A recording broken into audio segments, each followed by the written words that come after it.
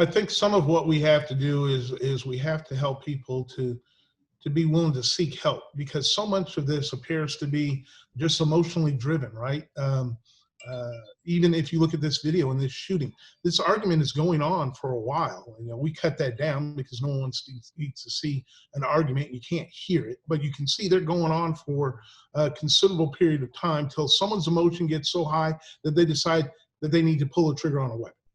And that's just going on way too much. Um, and people have got to realize where they're at.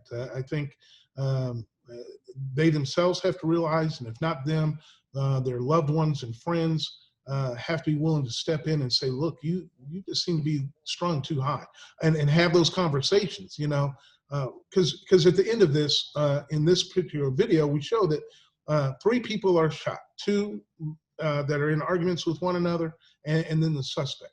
Um, but there's a strong possibility that those shooters could be convicted and get jail time and or prison time for that. If that's the case, let's say it's an average of 5 years. You're gonna be sitting in prison, and you're gonna have to ask yourself, was this really worth it? Because this was based off social media posts. Someone didn't like what was said or something like that. Uh, it just doesn't make any sense. And unfortunately, we've got too much of that going on right now, where people just get so emotional that they feel I've got to shoot that person, and there's nothing right about that. There's no good answer for it.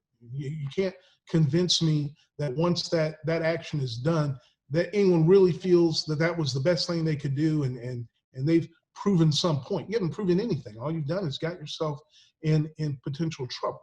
And so we got to find a way around that. And so, you know, I'm reaching out to different organizations that can help with that. You know, you'd be surprised how many different places people could go for free or low cost help. And I know some people will say, well, I'm frustrated with COVID, or I'm frustrated with not having a job and stuff like that. But you cannot tell me that the only thing you can do is get mad at someone and shoot somebody. I know we've got to be better than that. We've got to find a way to be better than that.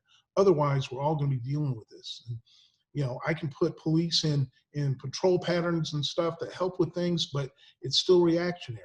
We need to be proactive, but we really need other people in the community that would do this violence to be proactive in getting help for themselves and finding different options than other than shooting each other.